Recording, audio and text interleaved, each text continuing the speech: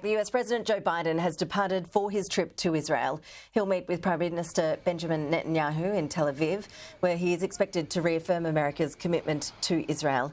President Biden called off his trip to Amman after Jordan cancelled a summit, which was also set to include Egypt's president and the Palestinian Authority president.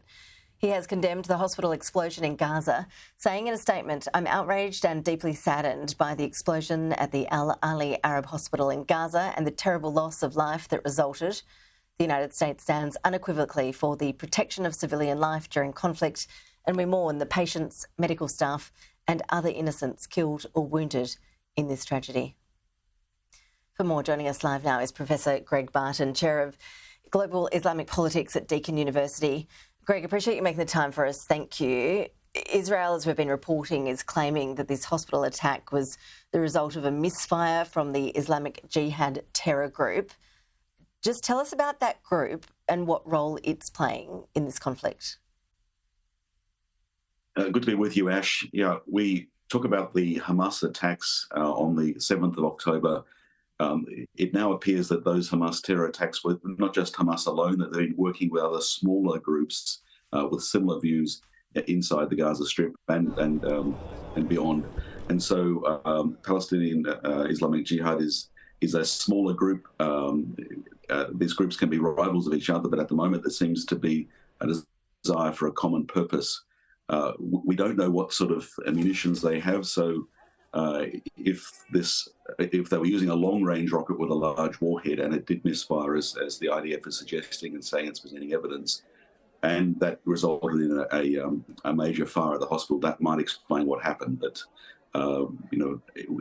we are not just in the middle of the fog of war, but this is not just a war of rockets and other munitions. It's a war of information. So it's incredibly hard to figure out what's happening.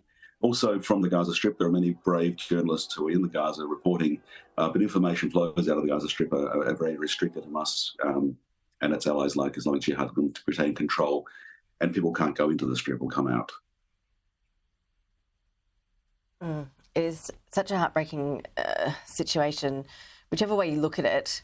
You have studied ISIS, I know, extensively over the years. Israel's likening Hamas to ISIS. Is that an apt comparison? And just how strong and well-equipped is Hamas going into this conflict?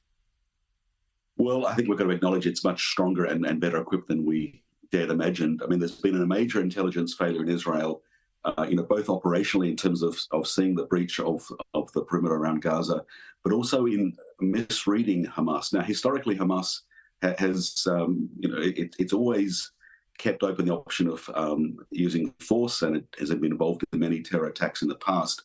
But there was a sense in the past that the political wing of Hamas, at least, was open to negotiation and didn't want to risk everything, would rather try and negotiate than be caught up in conflict.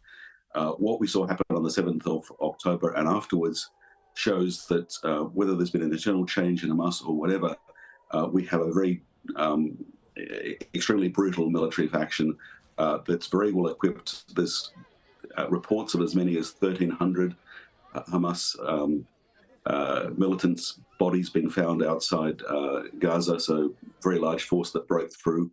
And it's reported that Hamas may have as many as 30 or 40,000 fighters inside the Gaza Strip, and probably 500 kilometres of tunnels, most of which the IDF doesn't know about. What is clear is that the IDF doesn't have very good human intelligence inside the Gaza Strip. Whatever intelligence it has on the West Bank, it really doesn't understand what's going on inside Gaza very well, and it misread Hamas. So historically, we wouldn't have compared Hamas with a group like Islamic State. But what they did on October 7, that brutal and not just large-scale but deliberately cruel terror attack targeting women and children, something Hamas has not done as much in the past, that puts them on the level of ISIS in terms of tactics and brutality. And that's a development we didn't see coming.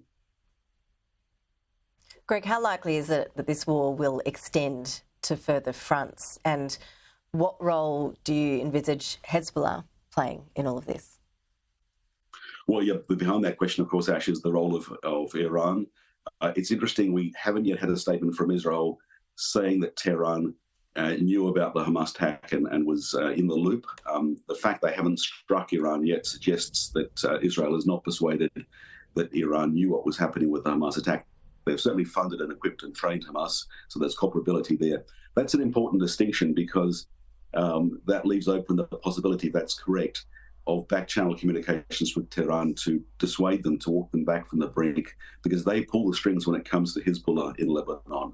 Now, the fact we've got 2 US aircraft carriers in the East Mediterranean is a pretty dramatic escalation in terms of a show of force, but that's directed towards Iran and through their proxies, Hezbollah.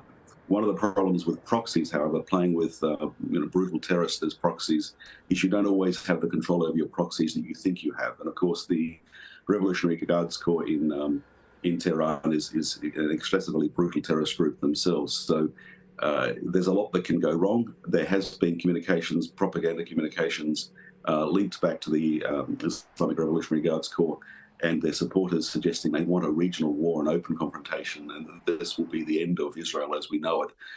Now, let's hope that that's not reflective of thinking in Tehran, and let's hope in any case that we can avoid this really bad conflict with this already thousands of lives lost becoming something much, much, much worse. And as I said, the fact we've got 2 US aircraft carriers in the East Mediterranean is not some idle gesture. It's a pretty big gesture. The fact that President Biden is in the air now, landing in a few hours in Israel, is a really big step. And there's a great degree of concern about a regional escalation. What do you think that trip from the US president can achieve? I think, obviously, we'd expect America to stand with Israel, and that's what President Biden has been saying. But if you look at what President Biden says, or indeed what Prime Minister Albanese says, there is, and Secretary Blinken as well, constant reminder to Israel that, yes, we stand with you. You've been victims of a terrible terrorist attack, but don't stumble into a conflict in the Gaza Strip in a way that leads to an excessive amount of civilians becoming casualties. Respect the laws of war. What Biden has in mind is at the end of this, we can't go back to the previous situation. The previous situation under admittedly a very right-wing government under Prime Minister Netanyahu was that we could control security by controlling Hamas in and locking, along with 2.3 million people in the Gaza Strip. It's a pretty brutal calculation, but the argument was this would buy security. That has been proven to be false. Security will only come with a just and robust political deal. That seems like pie-in-the-sky stuff, but it's the only alternative. And it's hard to achieve that sort of political solution. It'll be even harder if there's allegations of war crimes and massive civilian casualties. So behind all of this, as much as they're standing with Israel, there's also pointing, and we now have a unity government in Israel, a crisis government, so we have some really sensible voices in that new cabinet, pointing Israeli leadership to think about the end game. I mean, yes, you go into a Gaza Strip to get rid of cripple Hamas as a military power. That's understandable. But what then? Do you want to occupy the Gaza Strip? Do you plan to rule it again? Israel doesn't want to do that and would struggle to do so. So there will need to be something else worked out involving the international community and involving trust and goodwill.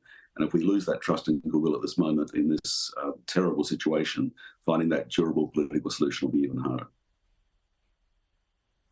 Professor Greg Barton joining us live from Jakarta today. We always appreciate you joining us with your analysis. Thanks so much.